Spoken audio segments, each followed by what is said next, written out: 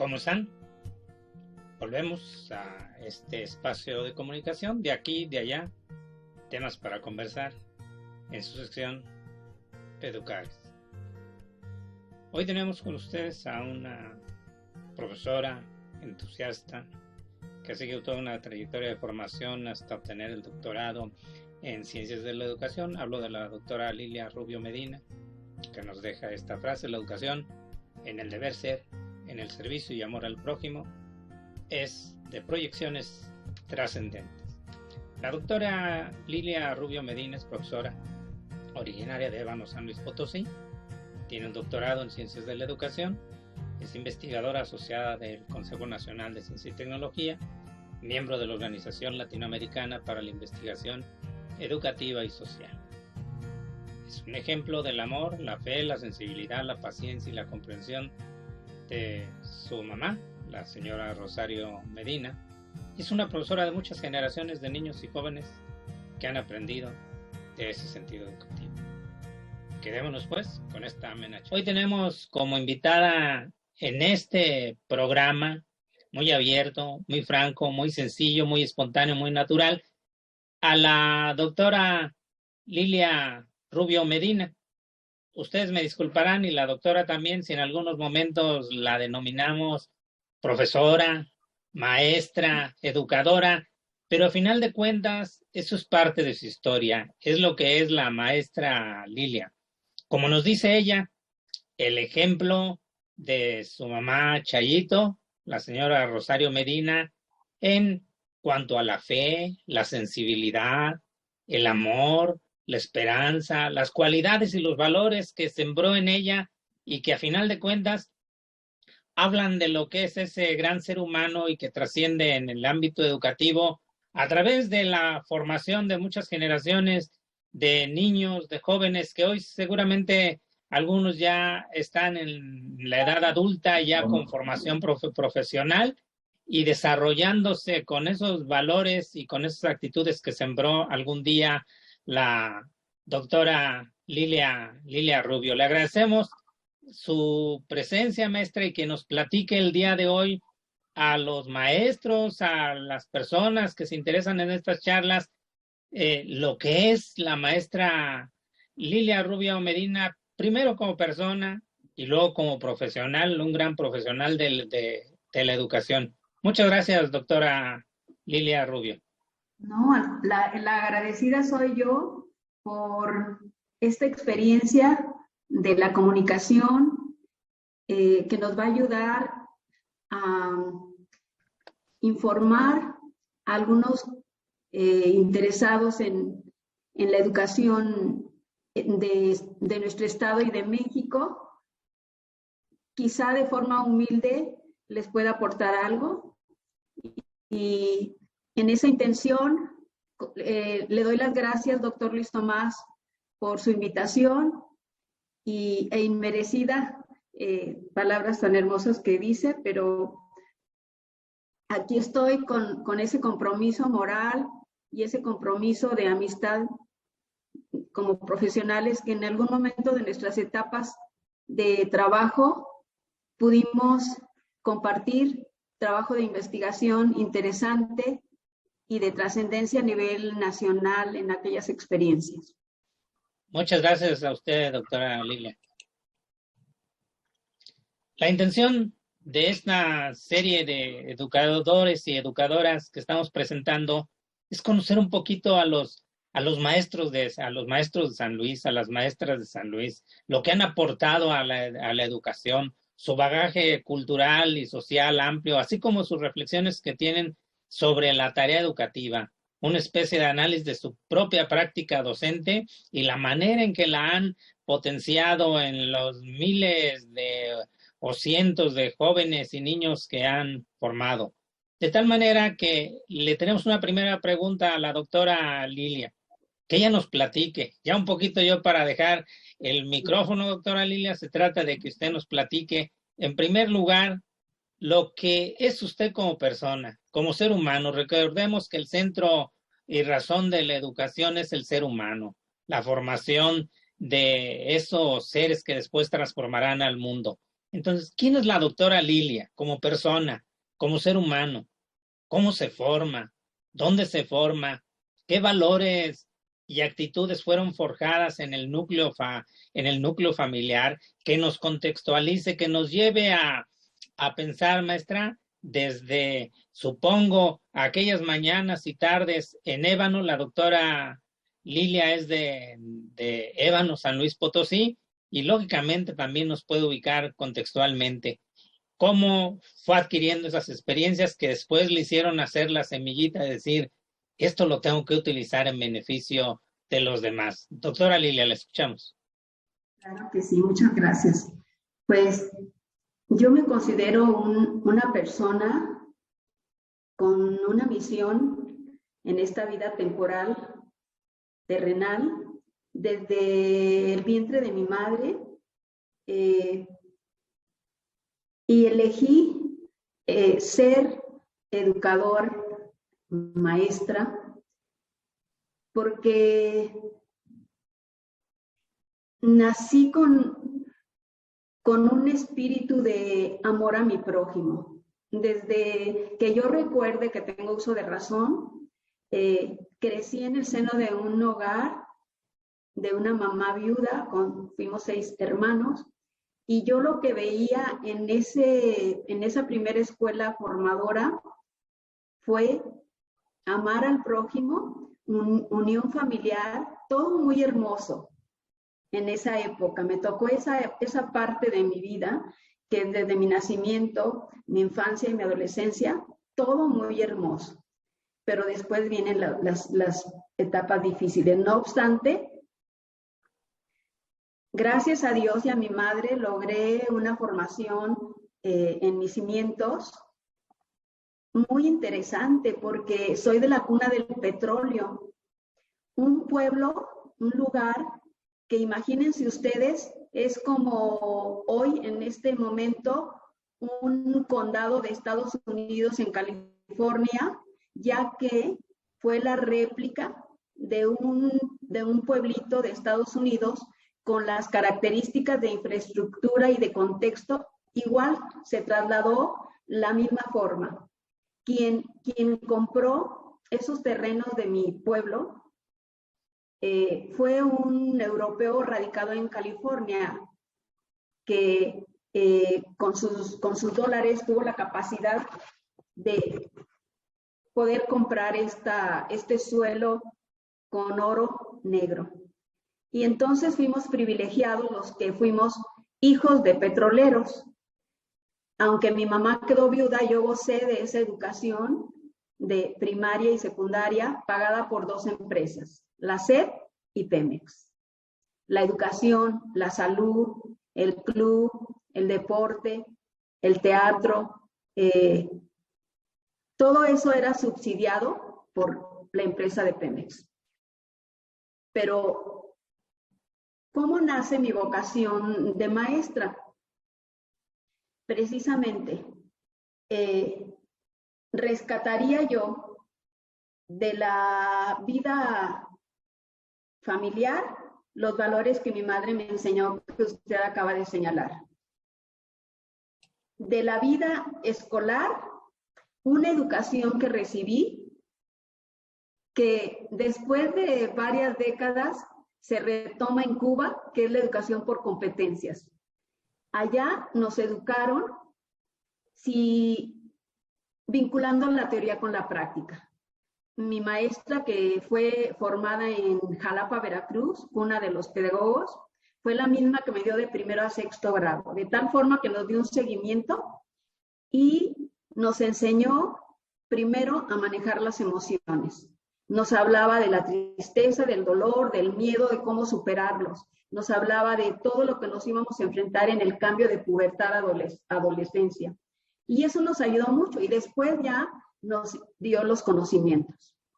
Cada semana nos hacía un examen todos los viernes de todas las áreas que llevábamos. En aquel tiempo eran por áreas: ciencias naturales, ciencias sociales, cívica, educación cívica, en fin. De forma que, pues todas queríamos sacar 10 los viernes. Así que la evaluación para mí fue ponerse a estudiar toda la semana incluso reunirnos el jueves en la tarde en equipo de amiguitas para poder presentar el viernes los exámenes. Paso a la secundaria, es diferente porque ya no está la maestra Rita, ya son muchos maestros, pero sí fue un cambio brusco, bajé un poco la calificación, pero seguíamos con promedios deseables. Y pues no era tanto importante la evaluación que yo obtenía, sino que siguiera el desarrollo de emociones y el desarrollo de competencias. Nos llevaban a la práctica. Ahí fue cuando aprendí a usar un teclado de una máquina Remington.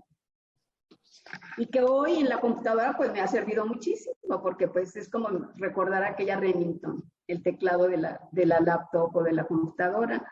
Es importante que mi vida escolar combinada con mi vida de la familia me condujo a elegir mi vocación de maestra, de tal forma que cuando yo cumplo los 15 años y se decide ir o a la Universidad de Tamaulipas, Tampico, o bien a la Universidad Autónoma de San Luis, yo elijo venir a San Luis porque hay varios ángeles que Dios nos va poniendo en el camino, y una tía me trajo a vivir a su casa. Yo no conocía a nadie aquí.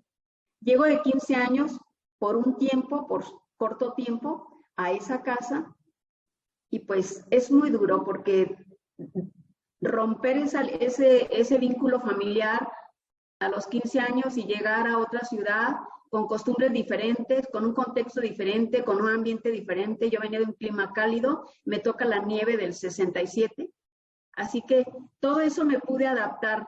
El ser tiene adaptabilidad y me adapté y llego a la normal, pero un mes después. Entonces me tengo que inscribir. Ya no había autónoma, universidad autónoma. Mi intención eran ciencias de la salud. Entonces veo que está la normal, en oportunidad, una normal que en ese tiempo era muy prestigiada, que dirigía el mismo director de la normal del Estado, el profesor Antonio Tristán Álvarez, que en paz descanse. Y ahí me inscribo en el turno de 4 a 9 de la noche. Todas las personas que eran mis compañeros eran muy mayores, yo era la única pequeña. Al mismo tiempo inicio, voy a tocar puertas a todos los colegios de la ciudad de San Luis Potosí. Se me hace un examen en el Instituto Hispano-Inglés, la directora general, y me acepta como maestra de 5º grado de primaria, y ahí inicio mi profesión ya como maestra, mi experiencia docente. Qué interesante y qué diferente la escuela pública a la privada en cuanto a los aspectos no solamente esenciales de valores, sino también en lo material. Pero me sirvió muchísimo la experiencia porque ahí me dieron mis cimientos de maestra, y pues es como logro terminar mi normal con el pago de esa experiencia docente en el Instituto Hispano-Inglés. Termino la normal y pues me voy a la Ciudad de México a presentar examen con 6,000 compañeros del país, que gracias a Dios en ese tiempo tu plaza era otorgada. Sí se presentaba un examen de cultura general con 1,000 reactivos de opción múltiple, y me tocó presentar en etapa de 2,000. Lo que voy a informar no es para el ego, sino es para, disculpen, para gloria de Dios, pero logré el 2º lugar en ese momento. Viene el protocolo del sindicato, que tenía un poder muy grande, pero tan grande que llaman a la foto, 1º, 2º y 3er lugar en todo el país de esa etapa. Y promesas: te vamos a dar tu plaza en la ciudad para que logres continuar estudiando porque tienes la capacidad. Cuando yo llego aquí, el secretario el director de educación primaria, profesor Ochoa Álvarez, me mandó a la región más alejada de la Huasteca, límites entre San Martín, Chalchicuautla y Tampacán. No había español e inglés, hablaban indígena. Yo fui a suplir a un maestro que por el ansia de estar en el pueblo se ahogó y se murió. Y tenía que pasar el río Moctezuma 2 veces estando caudaloso, de tal forma que yo me encerré en esa comunidad y no salí, me dediqué a hacer trabajo de proyección social por las tardes y en la mañana a educar a grupos de primero a quinto grado con una compañera como auxiliar. Fui como directora, comisionada, solo aguanté un año. Me vine aquí con un cambio a una comunidad en Rodrigo y después en Ventilla, 5 años de estar en el medio rural y llego a la ciudad, San Luis Potosí, a la Escuela Benito Juárez, atrás de la Comercial Mexicana, un año, y ahí concluyo primaria en el 80. Es cuando digo, no es suficiente la formación que tengo. Los alumnos demandan una maestra mejor preparada, con un perfil mejor para que yo los pueda orientar en su formación. Y es como aplico el examen en México para la carrera maestra de biología, ciencias biológicas, así es el título, maestra de biología. Y a la mitad de la carrera me otorgan 12 horas más. La primaria, pues yo prácticamente ya tenía tiempo completo. Tenía una semana de estar trabajando con mis 12 horas en la secundaria Dionisio Zavala, que en ese tiempo le llamaban la Torres Bodet 2, donde yo llegué y encontré equipos de laboratorio de física, química y biología nuevos, cerrados, porque nadie los podía utilizar por desconocimiento. Entonces llegué a hacer una revolución, organicé el laboratorio y pedí a los colegas que hicieran 40 prácticas en el ciclo escolar y que entonces sí estaríamos cumpliendo con el programa de educación de ciencias naturales, que era vincular la teoría con la práctica.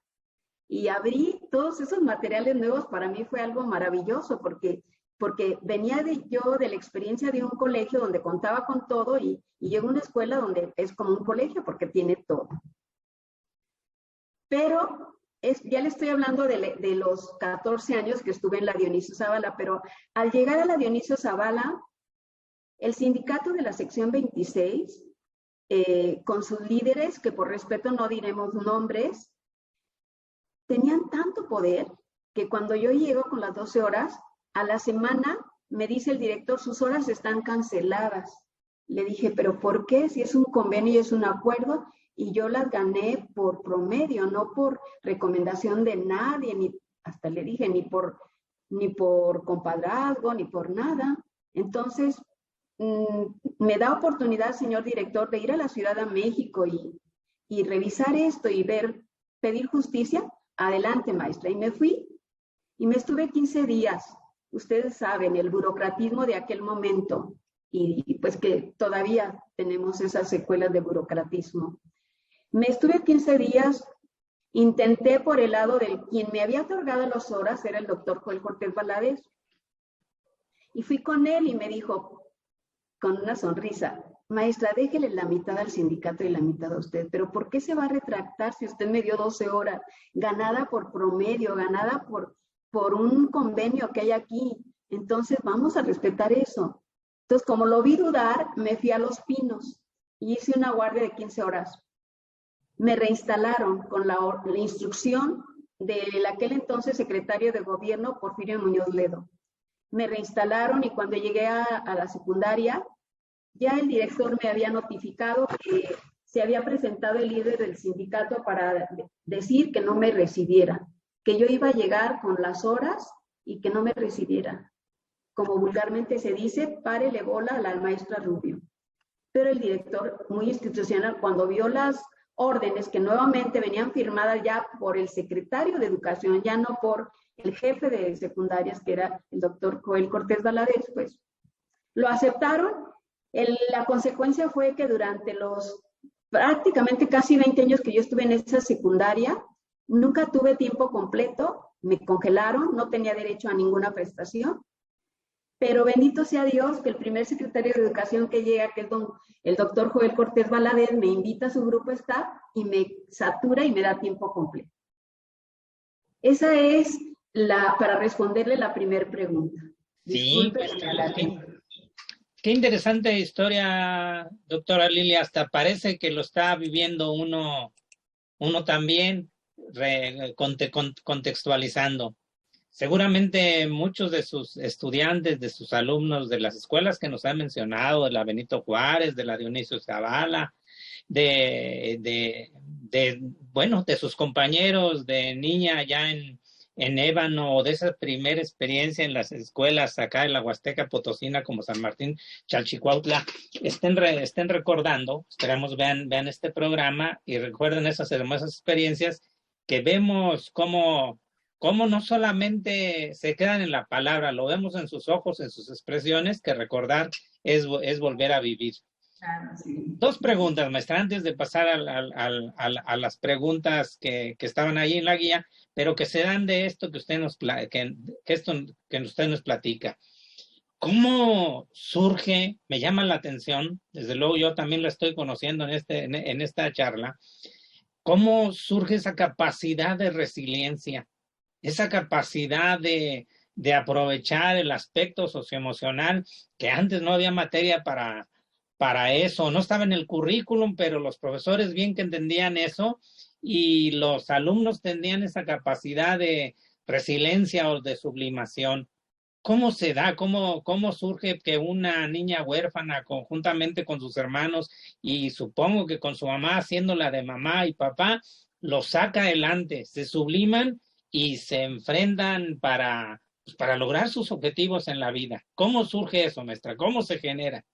Yo pienso que son varios factores para responder su pregunta. Uno de ellos es las personas con las que uno se rodea.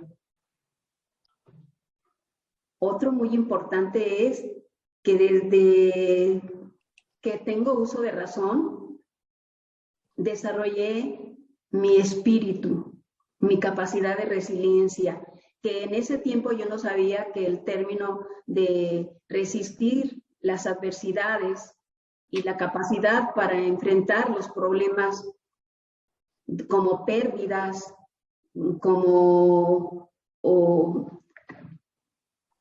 dolor de ver a tu madre trabajar de 4 de la mañana a 11 de la noche y que esa fue la causa de su muerte por un periodo de trabajo fuerte para sacarnos en los cimientos a sus hijos, y esa fuerza de ver a aquella mujer, ella me contagió y me hizo fuerte porque a pesar de que mis 2 hermanos mayores y 3 más chicos, me tocó ser el eje, el pilar de la familia.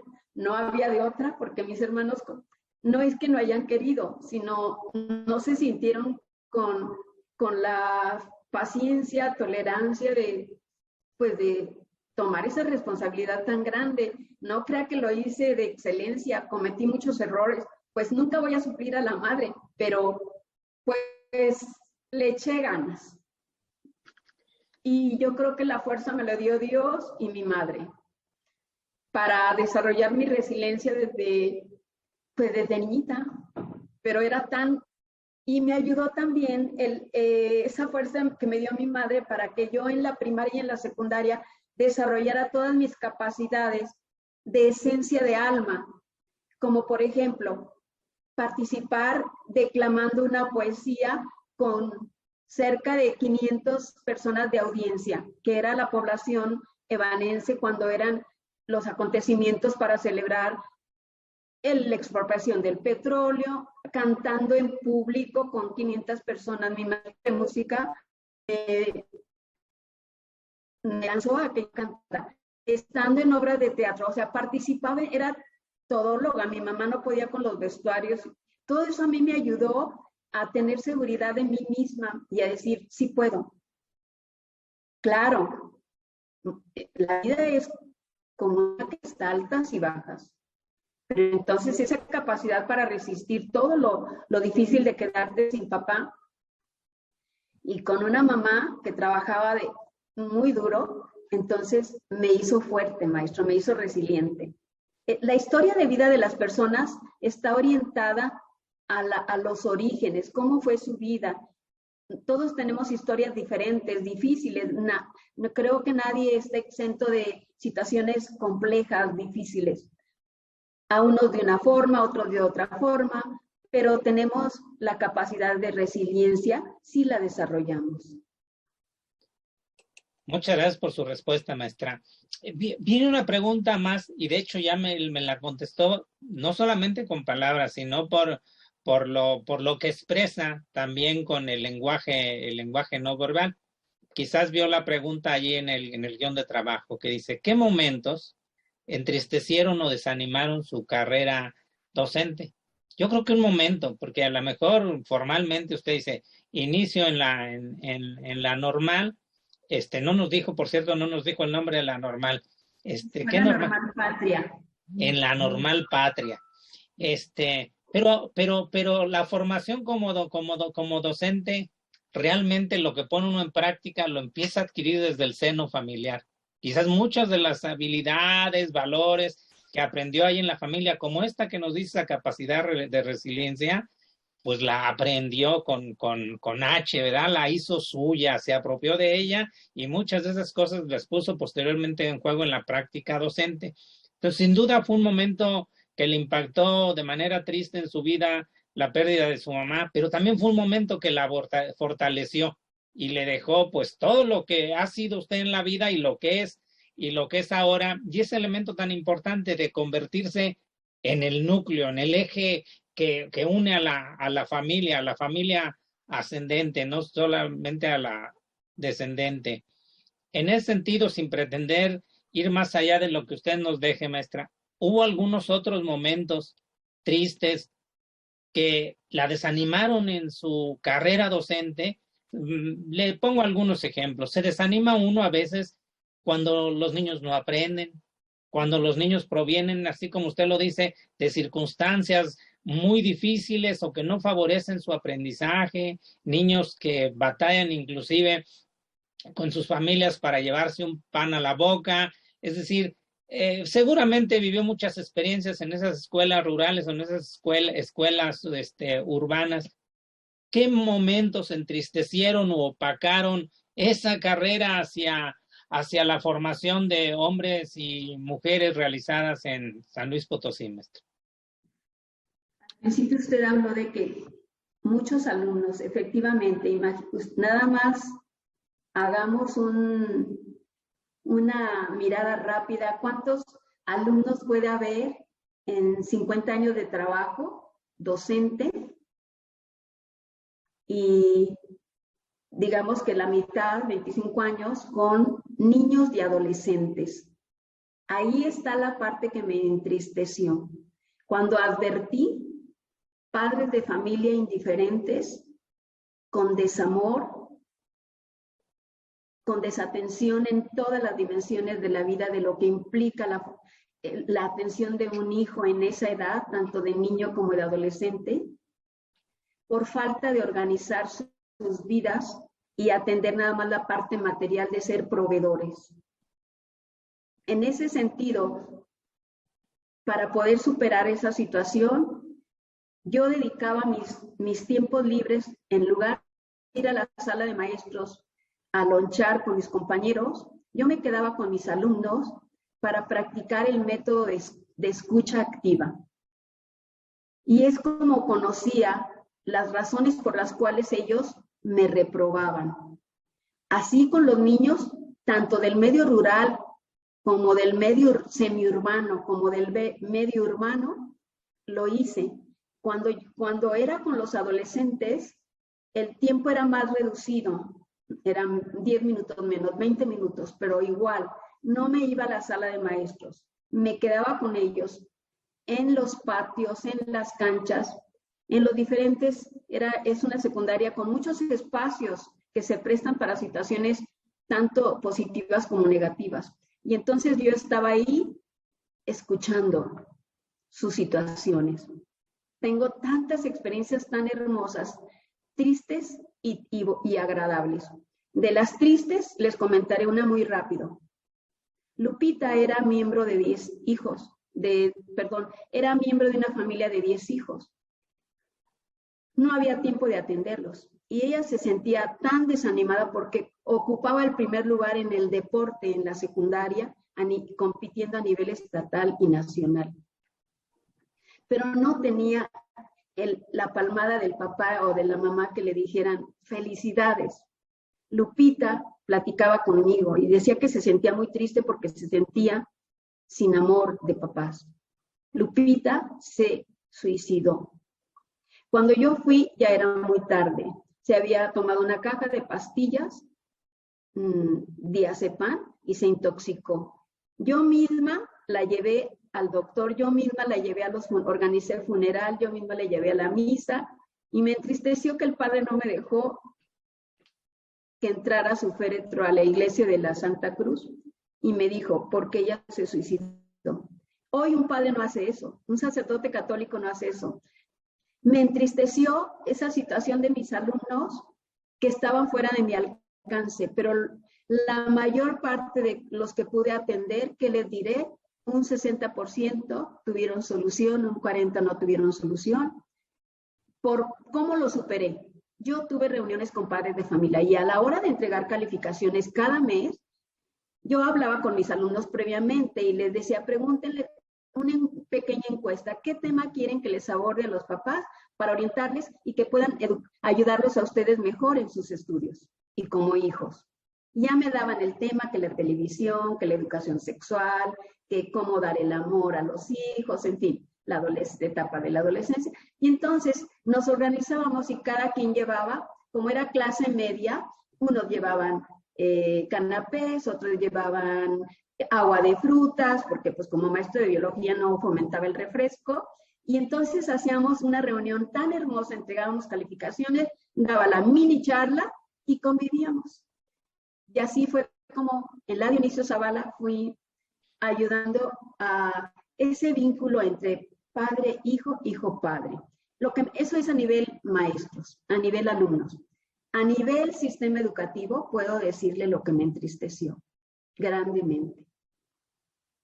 Desde que yo me encontraba en las escuelas, hasta que me vine como, pues, ocupando un puesto de responsabilidad académica, de esos donde no apareces en la foto, donde el trabajo es silencioso, oculto, pero de alta responsabilidad, escribir todo el texto que requiere el secretario de Educación para sus intervenciones de agenda del día, de todos los días del año, excepto vacaciones. Ahí me entristeció ver la corrupción del sistema educativo potosino, que es el mexicano. ¿Y cómo lo superé? Como vulgarmente se dice, haciéndome de la vista gorda y evitando dejarme corromper.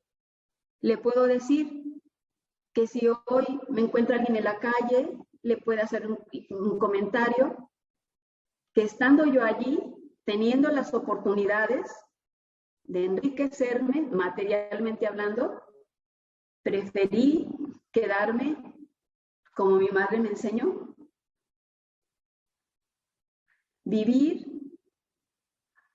para tener lo necesario y no aspirar a tener más, corromperte, y tampoco poco, pues para tener limitaciones y poder incitar al hurto, ¿verdad? Entonces, con ese pensamiento llegué al sistema, a ocupar un lugar de responsabilidad en la Secretaría de Educación Pública, en SEC, en San Luis. Una experiencia hermosa que me ayudó a crecer, conocer el monstruo del sistema educativo. Fueron, pues, fueron 25 años, la cuarta parte de siglo de experiencia de apoyar a los secretarios de Educación. Y la otra experiencia, pues, más adelante se la cuento. Muchas gracias, maestra. Oiga, doctora, me llama la atención, voy a hilvanar la siguiente pregunta, porque efectivamente la labor del profesor, seguramente se estarán dando cuenta muchos de las personas que nos escuchan y nos ven, trasciende más allá de las aulas, por lo que usted nos platica, que es nada más un caso. Es decir, el profesor no se queda con eso, dice, a mí me toca dar biología y aquí está el libro de texto hasta donde dice el libro de texto y me voy a mi casa y no me llevo nada en el morralito. No solamente se lleva uno cuestiones en el morralito, se va pensando, sino que es un profesor que actúa directamente en el contexto escolar. Es decir, no solamente hacia el interior de la escuela. Se preocupa uno por los estudiantes y interviene, crea procesos de mediación o de intervención tutorial de alguna manera. Vi que usted también hizo estudios en tutoría, maestra. Yo creo que nada más para reafirmar lo que ya hacía, lo que ya hace desde hace muchos años. Le decía que iba a ilvanar la pregunta porque viene también, pero tiene que ver con esto que usted nos dice. Solamente la voy a contextualizar un poco. La pregunta es, ¿cómo ve al México de hoy? Mejor la voy a contextualizar así.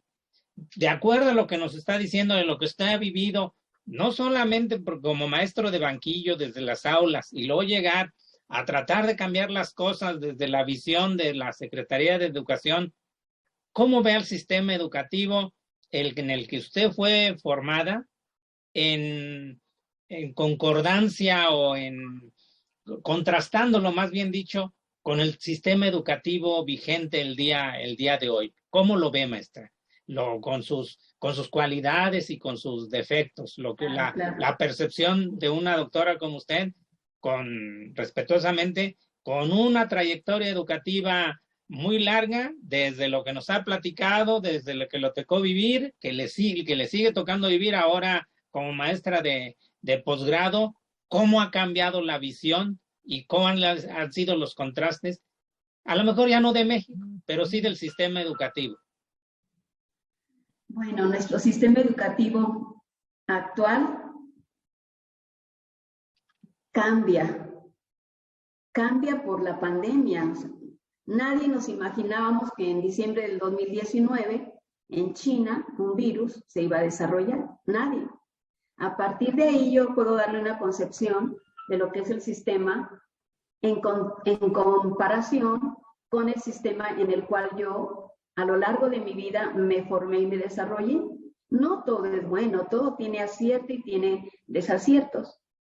Lo bueno, puedo hacer una diferencia entre el sistema educativo antes de la pandemia y el sistema educativo después de la pandemia. El sistema educativo antes de la pandemia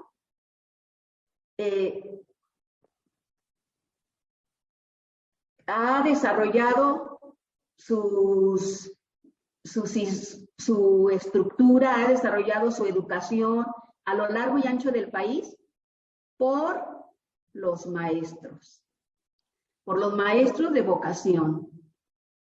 Lamentablemente, con excepciones, la estructura, todos lo sabemos, tanto de la SEP central como de cada uno de los estados, con la descentralización que se desarrolló, usted lo recordará, con el presidente Carlos Salinas de Gortari. A partir de ahí es otro tipo de educación. De ahí hacia atrás, otro tipo de educación. Pero el sistema que nos ha tocado vivir, a mí desde que yo empecé a estudiar, desde la década de los 50 hasta antes de la pandemia, pues un sistema fortalecido por sus maestros. El reconocimiento a los maestros de vocación, porque considero que hay tres tipos de maestros. Los que se formaron por influencias familiares, los que se formaron por nexos con el sindicato, por relaciones con el sindicato, y los que se formaron por vocación. Yo cuando le hablo a usted, le hablo de los maestros de vocación. No resto responsabilidad a los otros dos grupos de maestros. Cada quien ha desarrollado algo bueno en su experiencia y en su labor. Pero un sistema educativo mexicano, lamentablemente, con una estructura organizacional y un clima organizacional unilateral, vertical, donde la toma de decisiones es solo de los directivos, donde al maestro no se le toma en cuenta para nada. Y eso hace que la organización, lo que es la estructura del sistema, tenga bajo productividad y por tanto la educación, el rendimiento escolar sea menor que en otros países que sí se preocupan por los maestros, que sí tienen otro tipo de enfoque en cuanto a la estructura organizacional. Me gusta mucho la forma como Stephen Robbins y Ralph Dahl, Stephen Robbins de Estados Unidos y Ralph Dahl de Europa, ponen el ejemplo de la estructura organizacional basada en valores. Y esa es la diferencia en México, de que lamentablemente la estructura organizacional de quienes dirigen el sistema a nivel nacional y en los estados no han dado cuenta hasta este momento, con excepciones, de valores. Ahora, el sistema educativo de la pandemia ahorita es un sistema que tiene serios problemas. Serios problemas porque la escuela está perdida. El espacio físico de la escuela se perdió. La escuela se trasladó a los hogares. Y ahí hay una madre de familia y un padre de familia que no están en posibilidades de orientar adecuadamente a sus hijos. Hacen el esfuerzo, hacen sacrificios porque de tiempo trabajan o se dedican a los hijos. Estamos atravesando y hemos atravesado, sobre todo en los del enero del 20 hasta este momento, situación muy compleja, muy difícil con la escuela. Un concepto de escuela de hoy no es el que nosotros vivimos, doctor. No es el que nuestros hijos, nosotros mismos, las generaciones pasadas. Un concepto de escuela hoy es una escuela totalmente desfasada en cuanto a espacio. En el espacio de la escuela de antes de la pandemia, pues nos permitía esa convivencia que nos llevaba a la relación de fraternidad, de cordialidad, de respeto, de armonía, esa convivencia tan hermosa que nos hacía crecer como personas, indispensable e imprescindible en la relación humana.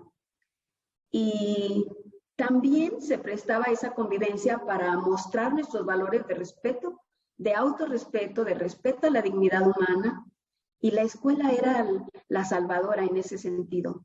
En este momento, pues estamos sufriendo la pérdida de escuela.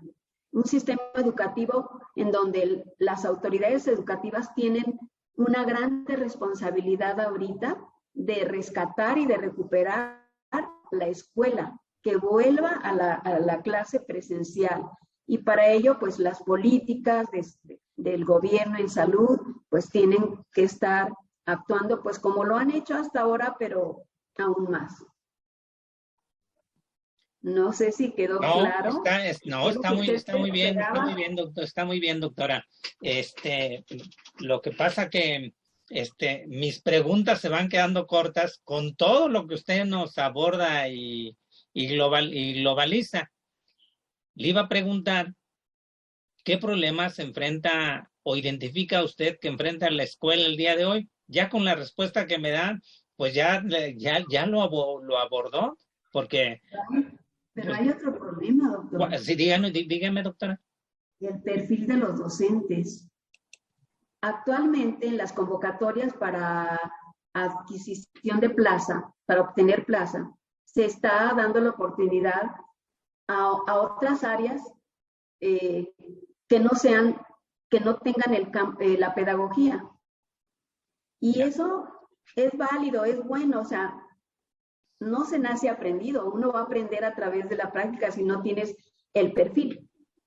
Pero no está el problema en el perfil en cuanto a conocimientos, sino la falta de vocación, que no atienden al estudiante conforme a sus características psicobiológicas y sociopsicobiológicas, sino que ellos nada más llegan con el conocimiento, pero descartan todo lo demás. Espero que hoy con la reunión que hubo en el país, los maestros mexicanos en el tema de emociones hayan logrado, aunque sea poquito, y les haya movido su corazón para que replanteen su práctica educativa en adelante y empiecen por conocer las emociones de ellos mismos como docentes, tengan un aparato psíquico equilibrado y puedan ir a ese espacio virtual, áulico, y les den confianza y afecto a los alumnos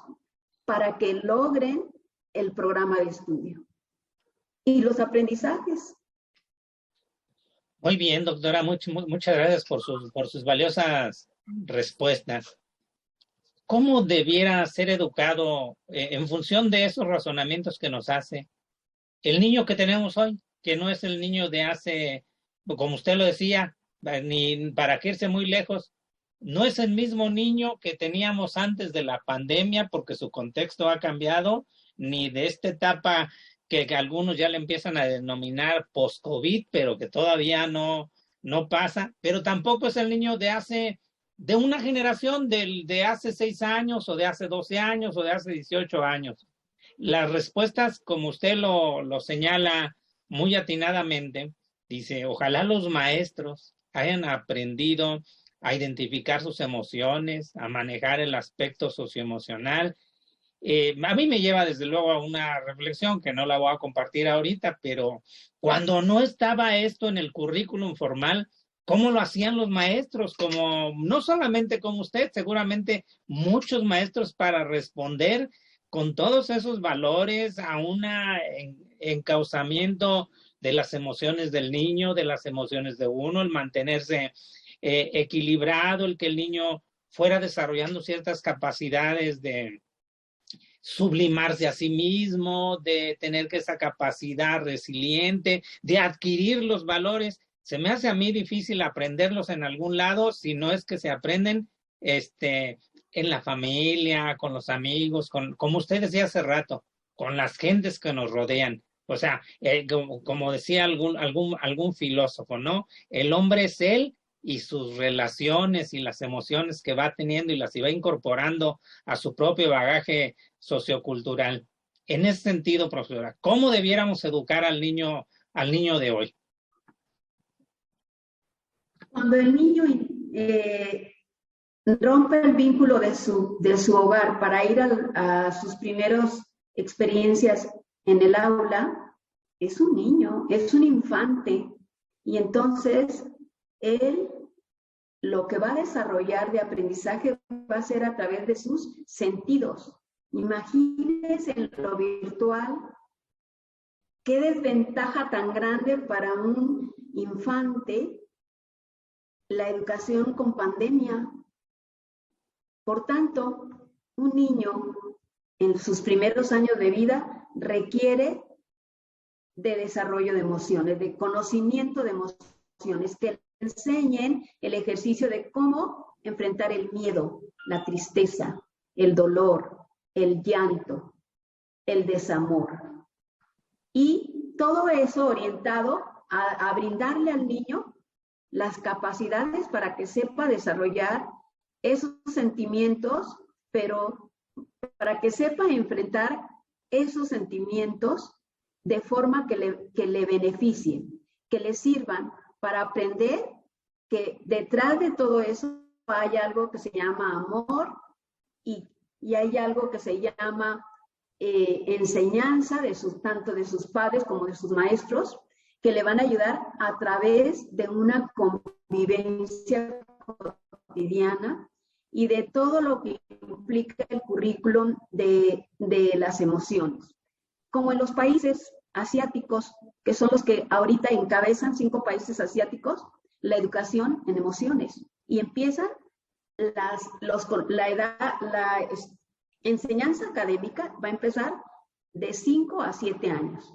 Antes es el desarrollo de emociones, comportamientos, buenas costumbres, y entonces cuando el niño ya entra a la etapa del conocimiento, él ya va preparado para ser resiliente y por tanto los aprendizajes serán con mejor aprovechamiento escolar.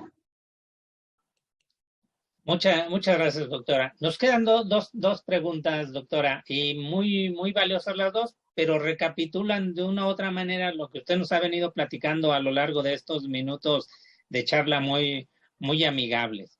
La pregunta es muy, vamos, muy directa, pero quisiera que usted la abordara en el sentido que ha venido abordando todo. Dice, ¿qué aportes ha dejado la doctora Liliana a la educación? Pero usted nos ha venido hablando de muchos aportes que ya recuperamos, los aportes intangibles, subjetivos, éticos, morales, valorales, que ha dejado y que seguramente van a perdurar durante mucho tiempo, maestra, ojalá sean hasta la eternidad, hasta donde Dios lo permita, que ya están en las mentes y en los corazones de los niños que educó. Y seguramente en algunos papás que eso que usted sembró en los niños también trascendió a la familia. Eso es muy importante, como usted dice, quizás más importante que lo formal, pero quisiera que nos hablara de, aparte de esta parte que no es medible, que no es tangible, que solamente queda ahí, de sus aportes a la educación en el aspecto formal, sus tareas de investigación, sus libros que ha publicado, sus artículos científicos, en ese sentido, maestra, de una manera muy general, por favor. Sí, cómo no. Puedo decirle que lo clasificaría por niveles. En el nivel de educación primaria, mi aportación fue escribir algo sobre evaluación. La evaluación, justicia o injusticia. Porque me entristecía cuando me daban la responsabilidad de impartir talleres de capacitación cada año en el nivel primaria a los maestros, la forma como evaluaban a los niños, cómo los reprobaban y cómo los marcaban a toda su vida. Y eso me entristeció tanto que empecé a escribir sobre evaluación. Después en secundaria lo mismo, la misma sección de la evaluación, mal evaluados los alumnos. En secundaria lo que se organiza fue evaluar las prácticas de laboratorio de acuerdo al rigor metodológico de lo que implica una práctica, tanto de física, de química como biología, y por tanto una buena rúbrica para evaluar. En ese tiempo yo ya hacía rúbricas, pero a mi modo, todo quizá de forma empírica, pero hoy pues la evaluación por rúbricas pues la verdad es muy exitosa. Bueno, una opinión porque lo he aplicado en nivel superior y en posgrado y me da buen resultado. El reto es cómo diseñar la rúbrica. De ya hay muchos ejemplos y eso es a nivel secundaria. A nivel media superior, la investigación. Ahí es cuando empiezo a orientar a los alumnos sobre cómo hacer sus investigaciones en lo que a ellos les interesaba. En nivel universidad superior, mi experiencia de fundar, formo parte de un grupo de maestros que fundaron la Universidad del Valle de México, la UNID y la Universidad Tecmilenio. Y en la Universidad Marista, 7 años de experiencia con estudiantes, en donde ahí tengo otro libro que se llama Metodología de la enseñanza para la historiografía de la educación. Cuando me dieron ese reto de impartir esa materia imagínense ustedes, doctor, hablar de las etapas desde los pueblos antiguos hasta nuestros días, de cómo era la enseñanza y cómo se lograba aprender los alumnos, no era tan sencillo, era meterte a leer, pero desde la filosofía, desde muchísimas ciencias para poder hacer una contrastación y darle un buen instructivo, un libro, una guía al maestro egresado de la Universidad Autónoma de San Luis Potosí. Fueron mis alumnos en 7 años, 7 generaciones en las que recibieron esa formación de conocer la educación desde pueblos antiguos hasta nuestros días. Pero ahí me hice alianza con un filósofo. En ese tiempo mi hija estudiaba en España un posgrado, la mayor, y me dice, mamá, acá los maestros son compartidos, no son como en México, acá sí te comparten sus experiencias. ¿Por qué no abordas a un filósofo? Y me empecé a investigar y encontré al doctor Arredondo de la Universidad de Pamplona, de Navarra, en Pamplona, y le platiqué de mi proyecto. Y entonces diseñamos un formato donde integrábamos la información de todas las etapas, pero en un formato que iba desde qué tipo de maestro, qué tipo de alumno, qué método utilizó, cómo evaluaba, cómo era el contexto, cuál era el objetivo de la educación, y hombres y mujeres se formaban y diseñamos ese formatito, y fue como organizamos todas las etapas de la historia de la educación universal. Esa es mi aportación en la Universidad Marista. Mi aportación en la Secretaría de Educación Pública son 2 proyectos que me parecen muy humanos, que es Centro de Integración y Desarrollo de Pueblos Indígenas. Había 22 millones de pesos y no sabían en qué invertirlos. Y entonces no había quien diseñara un proyecto de investigación. En ese tiempo yo estaba terminando mi maestría en el SECTE del ILSE, y pues estaba fresca en metodología de la investigación. Y diseñamos ese proyecto para que esa infraestructura, era un terreno muy grande de varias hectáreas, con una construcción abandonada, pero en pésimas condiciones, pero se requería de invertir esos 22 millones para levantarla. Pero ¿qué hacer con esa obra?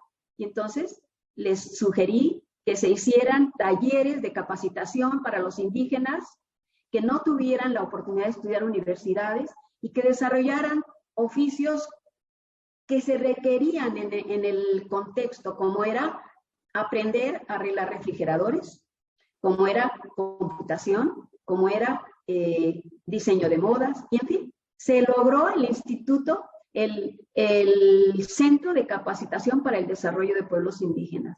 Ese es un proyecto de su servidora, lamentablemente no se dio a la luz pública porque otra persona lo presentó por mí. Es común eso, que te plagien los proyectos.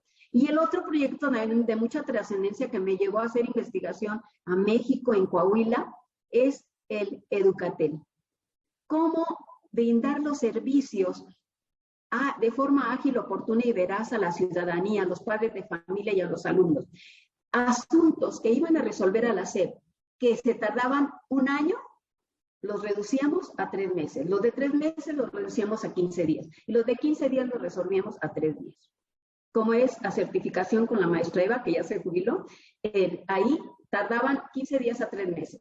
Y empezamos a hacer esa estructura de método de cómo servir a la ciudadanía. Ese es un segundo proyecto que quedó ahí y que a la fecha sigue vigente. Igual que el de pueblos indígenas, pero ya creo que sin presupuesto y por tanto decayó mucho. Pero bueno, ahí está esa obra. En cuanto a mi pueblo, pues tengo el libro de Voces de Ébano, Cuna del Petróleo en México, donde hago un resumen del origen del petróleo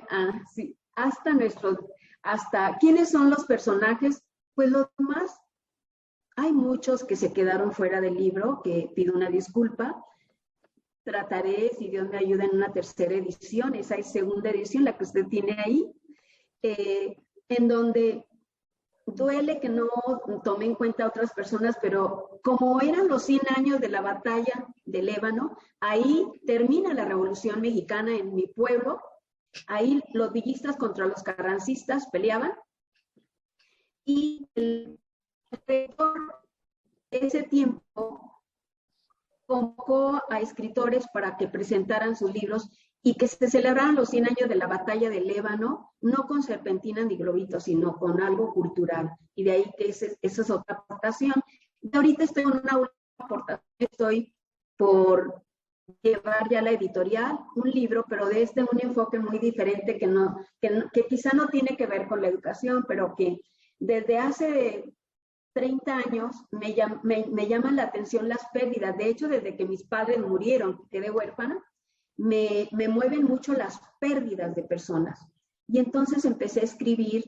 Me daba mucha tristeza que yo iba a despedirlos y me dolía ver que nadie los despidiera, que nadie les dijera, a las familiares algo para darles palabras de consuelo y decir la obra que deja el ser que se va, porque todos dejan una obra, todos llegaron a esta vida así que parece un soplo y una sombra que pasa, algo bueno que nos puede servir para darle continuidad a su legado.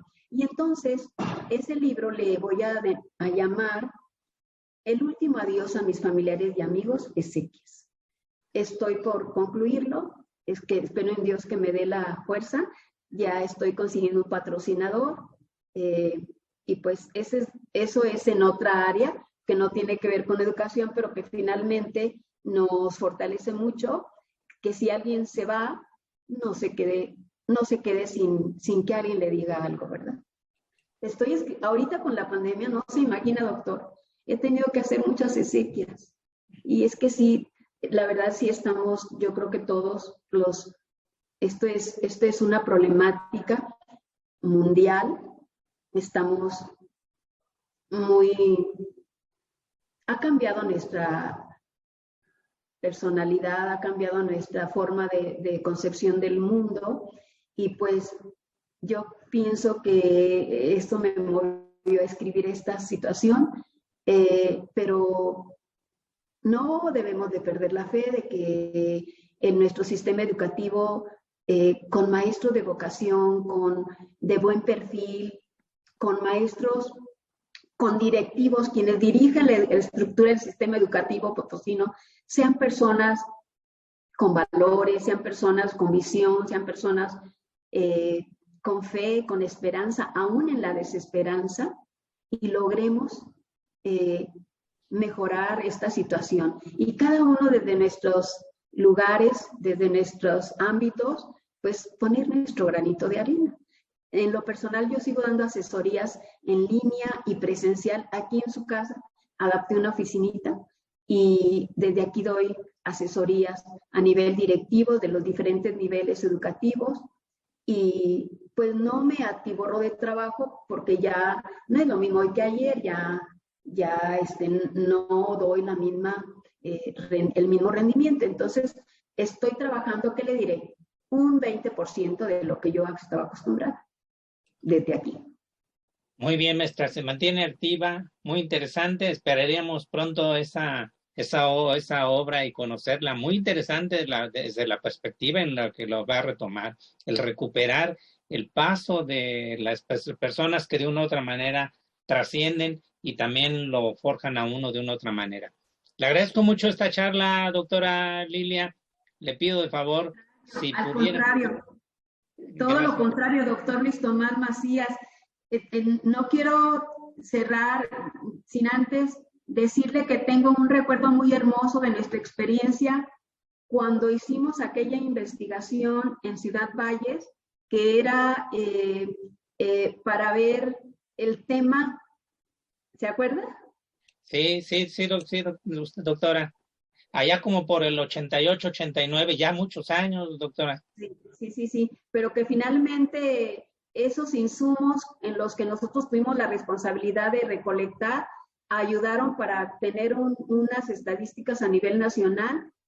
Y esa es otra de las cosas que me entristecen del sistema educativo, que solo les dan el valor a la parte cuantitativa y a la parte cualitativa no la atienden. Entonces, necesitamos ese tipo de investigadores que presionen, que apunten más hacia, pues no está muchas veces en los investigadores, sino si vemos estadísticas, todo es cuantitativo y lo cualitativo pocos lo trabajan.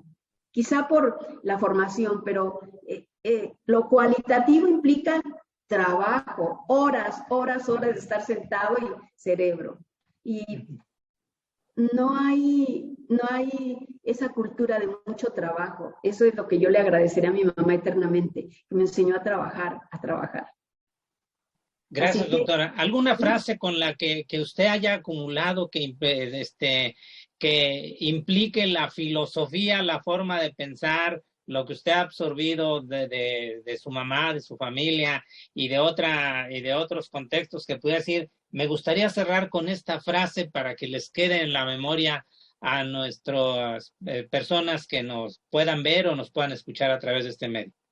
Claro, con mucho gusto. A mí me gusta mucho esta frase en la cual me proyecto, que es así: la educación en el deber ser, en el servicio y amor al prójimo es de proyecciones trascendentes. Muchas gracias, doctora Lilia. Hasta luego, amigos, No, compañeros. muchas gracias a todos. Muchas gracias, doctor Luis Tomás. Gracias por todo. Fue muy grato estar con usted. Hasta pronto. Hasta pronto, maestra. Gracias. Bye.